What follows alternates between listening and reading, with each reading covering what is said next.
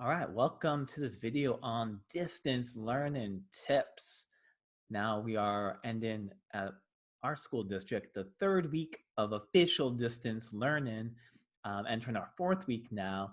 So hopefully we've kind of seen what's working or not working, and we want to make sure that we're really being effective with our time. So here's a few tips to help out with that. All right. So before we get into the tips, now you definitely want to take care of sort of basic needs in order to even be in a position to learn. So one of those basic needs is, food. So our school district is providing meal services Mondays and Thursdays. This is an updated schedule, and you can see here on this slide that there are school location pickups, but there's also non-school location pickups. So you can just pause this if you need to see this. Has specific times at each location when these meals are being offered.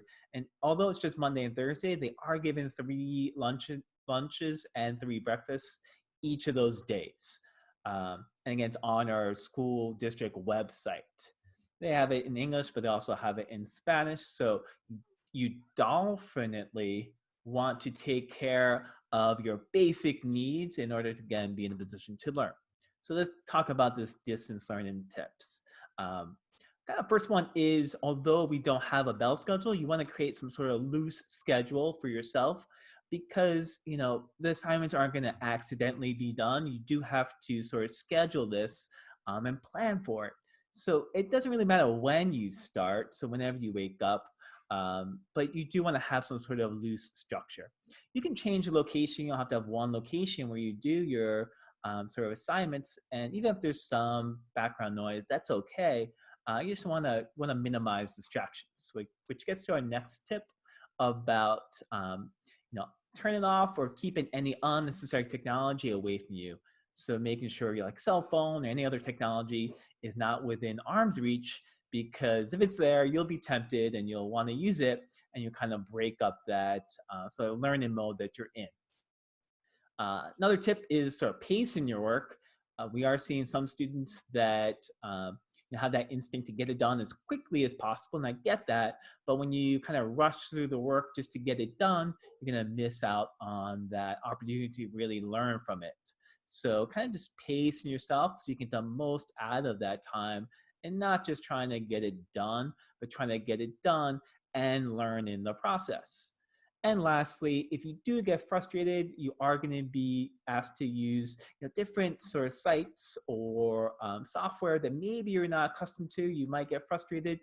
Try to figure it out, but always, always, always try to, before you get super frustrated, ask your teacher for help. Maybe it's just a comment you post on Google Classroom or an email that you send directly to a teacher.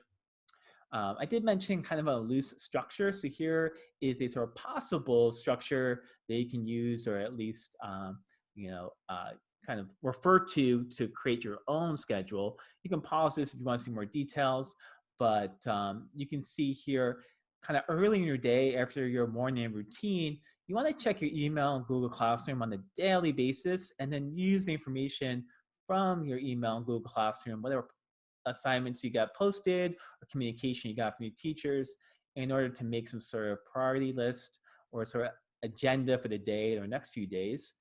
And you can prioritize your work based on whatever classes that you are struggling the most in or have the lowest grades in. Or maybe you want to prioritize the work based on how much points it is, maybe larger assignments you want to get done sort of earlier in the day, and then kind of the more sort of easier or shorter assignments you can get done later in the day when you're not as sort of fresh maybe. In this possible schedule, I do have in green there is 4 different chunks of work or learning time, and they are 25 minutes each. Now, if you need to, you can get this down to 20 minutes, but you don't want to go lower than 20 minutes. You want to be able to have this sort of dedicated, focused, sustained learning time where you're only doing the assignments. You're not opening up other tabs. You don't have your cell phone. This is 20 minutes or 25 minutes of just focusing in on the assignments. You're doing our work in breaks. So I do have there in purple some breaks. And there are just 4 chunks of learning time. Most of you guys probably have 6 classes, so you may have to add a couple more, but I'm sure some days, some classes you have a little bit less work, and Other classes might have a little bit more work, so you might have to just kind of adjust accordingly. And then obviously, we all understand that with this sort of extenuating circumstances, there are going to be some days where you maybe can't follow that schedule, and that's okay. But you want to try to follow some sort of loose schedule as much as you can. But family responsibilities or other responsibilities come up, you don't have to follow that schedule all the time. Here is a document I got, or a table I got from the Illinois State Board of Education, and it's just a suggested minimum maximum times of engagement. And you can see at the bottom row is the high school suggested time. The minimum is 20 minutes of work or engagement per class per day. So that would total up to, if you have 6 classes times 20 minutes, you're looking at 120 minutes each day, which is 2 hours. So that's the minimum suggestion to get the most out of this distance learning time is 2 hours of work each day, and then upwards of 45 minutes per class per day. But that will put you at 4.5 hours of work a day.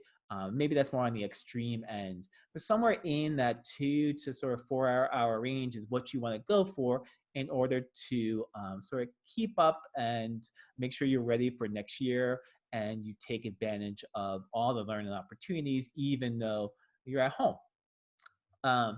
There's other activities. So this is another table I got from that Illinois State Board document. And so it's not just doing assignments, but you do have to attend to other needs. So here's just a few bullet points. You can pause the video if you want to see specifics about attending not just to your mind, but to your body, spirit, and making sure you are keeping up with family responsibilities or other responsibilities that you have. I came up with a few suggestions that if you do have a sort of lighter workload for a day, maybe you're done in 40 minutes and you want to reach that sort of 2 hour minimum of sort of academic type work. Here's a few suggestions. So this is an opportunity to kind of pursue your own intellectual curiosities or interests. So there are plenty of good podcasts that you can listen to. And then we also have so many good educational channels on YouTube. And you can pause the video if you want to see some specific suggestions that I have, but you can also do a Google search based on whatever interests you have. And you can also use this opportunity to learn a skill, improve skills, and maybe you want to create something. So these are just kind of suggestions if you do find yourself with a little bit more time, what you can do. Again, you can pause the video if you need to see the specifics. And then just a couple of reminders is on the Marysville School District website, there is this continuity of learning plan, especially for parents. If you have any questions about different resources during this remote or distance learning, there's a frequently asked question page that you can reference for more specifics. And then students, about turning in work, here's, you can again pause the video if you want to see specifics about different ways you can submit the work so you do get credit for it. And then here's just a few more details about getting work to your teacher. Should you have an issue one way, there are more than one way to get the work to your teacher and get credit for it. And then lastly, again, we want to make sure you are progressing academically and keeping up your grade, getting ready for next year's content and classes. But we do understand that maybe, these are kind of stressful times. So if you do need any sort of additional resources, on our website, there is a counselor contact form. So you can, put in a request to speak with a counselor. Our school office is open Mondays and Wednesdays. The phone number is listed here. And then there are other county and state resources should you want to get some sort of help, whether it be mental health or just kind of checking in with someone.